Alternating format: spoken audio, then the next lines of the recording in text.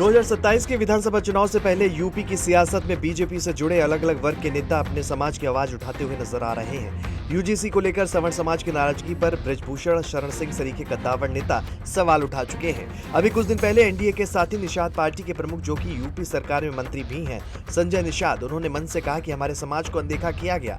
अब बीजेपी सांसद साक्षी महाराज ने लोध समाज की समस्याओं को लेकर खुलकर नाराजगी जताई है, जिससे ये अटकलें लगने लगी हैं कि क्या विधानसभा चुनाव में लोध राजपूत बीजेपी का गणित बिगाड़ सकते हैं। जानेंगे इस वीडियो में। यूपी की सियासत में 2027 विधानसभा चुनाव से पहले एक नया और अहम सवाल खड़ा हो गया है कि क्या बीजेपी का मजबूत ओबीसी वोट बैंक दरक रहा है।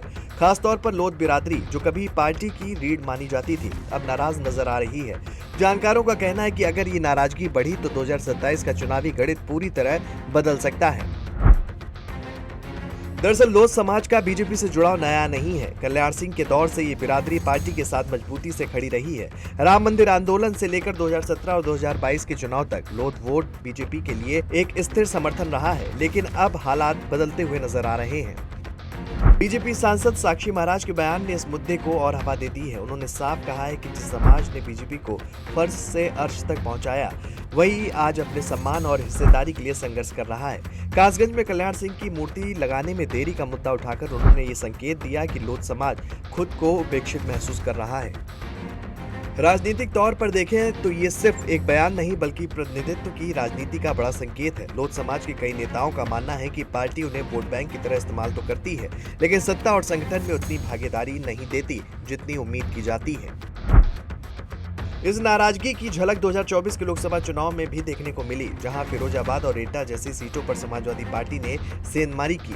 ये संकेत है कि अगर ये ट्रेंड जारी रहा तो 2027 में बीजेपी को सीधा नुकसान हो सकता है। जानकारों का कहना है कि यही वो मौका है जहां समाजवादी पार्टी के नेता अखिलेश यादव अपनी राजनीति को और आक्रामक बना सकते हैं। सपा पहले से ही पीडीए यानी कि पिछड़ा दलित अल्पसंख्यक फॉर्मूले पर काम कर रही है। अगर लोध जैसे प्रभावशाली ओबीसी वर्ग में असंतोष बढ़ता है तो सपा इसे अपने पक्ष में जोड़ने की पूरी कोशिश करेगी। अखिलेश यादव लगातार ये संदेश देने में लगे हैं कि उनकी राजनीतिक सामाजिक न्याय और बराबरी पर आधारित है। ऐसे में अगर लोध समाज को ये भरोसा दिलाया जाता है कि उन्हें बेहतर प्रतिनिधित्व मिलेगा,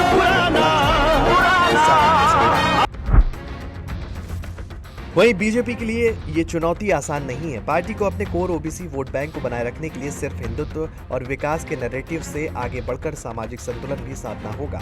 अगर लोध, कुर्मी, निषाद जैसे वर्गों में असंतोष बढ़ता है तो इसका असर कई सीटों पर देखने को मिल सकता है। हालांकि बीजेपी का दावा है कि प्रधानमंत्री नरेंद्र मोदी, गृह मंत्री अमित शाह के नेतृत्व में पार्टी सभी वर्गों को साथ लेकर चल रही है, लेकिन जमीनी स्तर पर उठ रही आवाजें कुछ अलग ही कहानी बयां कर रही हैं।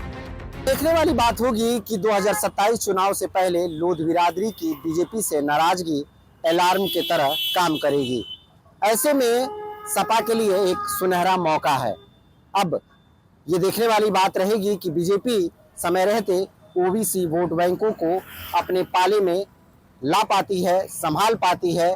ये एक बड़ा मुद्दा बनते जा रहा है। फिलहाल इतना तो तय है कि 2027 चुनाव में जिस तरह से ये मामला आने वाले समय में और गरमाएगा, उससे पहले बीजेपी इस वोट को संभाल पाएगी या फिर सपा पूरा इसका फायदा लेते हुए नजर आएगी। लखनऊ से कैमरा पर्सन अनिल के साथ राजन सिंह, जैमनी न्यूज़ के लिए।